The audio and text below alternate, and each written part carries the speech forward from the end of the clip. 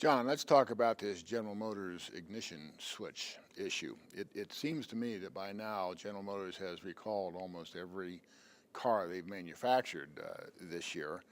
And they've also admitted some responsibility for the deaths of 23 people related to this ignition switch issue. What was the underlying cause of this mess? You're certainly right, Dan. It's been a huge number. 30 million vehicles recalled. In terms of taking responsibility, they have taken some responsibility for the deaths and injuries. They would have suffered some significant reputational damage had they not done so. But they have gone the low road and fought legally on the property value issue and the loss of value of the vehicles. So they're going to fight those out because they very cleverly inserted in the bankruptcy agreement that they would experience no successor liability when they went from the old GM to the new GM, and most of the problems happened under the old GM. In terms of the causes of all this are really multiple. You've got, first of all, pure negligence on the part of some employees, a product design manager, who, without telling anybody, including superiors or other drivers, that he had replaced what he found out was a faulty ignition switch in 2006, even though everybody knew about it, or a lot of people knew about it going back as far as 2001. But the problem is when you don't disclose it to the drivers, there's a lot of people out there driving with faulty ignition switches. So that's one of the causes. Another real cause is the culture within GM, which was sort of a don't send the bad news upward. We don't want to hear about it. The GM nod was at work, as they say, which was acknowledging, yes, everything is fine and we don't want to hear about anything else. And the GM wave, which was, we want to point the blame at others, it's not our fault. And that goes back historically in the GM culture. So there's a lot of cultural problems, and as contrasted to Ford Motor Company, where Alan Mulally, the former CEO, invited bad news. He wanted to hear that, and he in fact directly applauded a manager after taking over as CEO, and they got the news that he was going to behave differently and wanted to hear the bad news. So he rewarded people for coming forward with mistakes, knowing that mistakes are inevitable, rather than trying to bury them under the rug.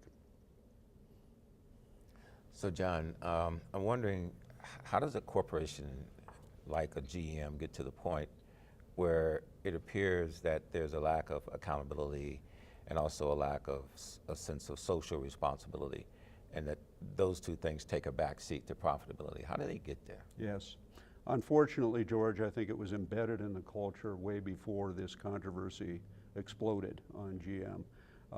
And it goes back to what brought about the bankruptcy in the first place.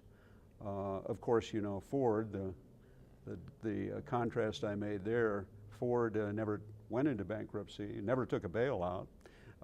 Because they didn't have to. GM needed to, but they did so by blaming others, that it was either the exorbitant pension fund, it was the fault of the unions, it was the fault of high gas prices. It wasn't their fault for having very poor engineering or very poor product line choices, which later turned out really to be the case. That the ironic thing is that while they've taken a hit in terms of their stock value, consumers keep buying the automobiles. They come in and bring their recalled vehicles in, and when they're in the showroom, they look around and then buy a new car. It's very strange, and it says something about consumer behavior, I guess. But I think you're right that these sorts of things don't happen suddenly. They occur over time.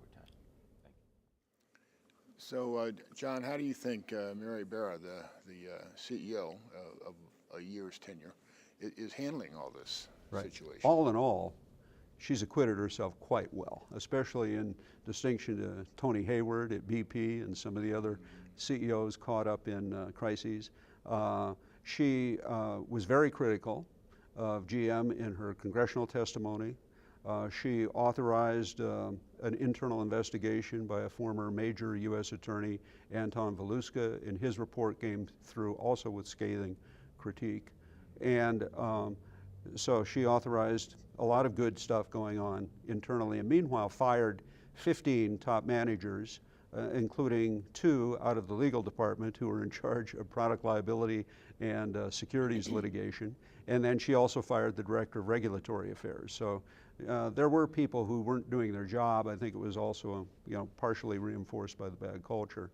So she took those positive steps, and now she's also hired a global safety director and set up a mechanism to try and prevent this. It's a very bad comment on GM that they never had such an office in the first place and such a system in place.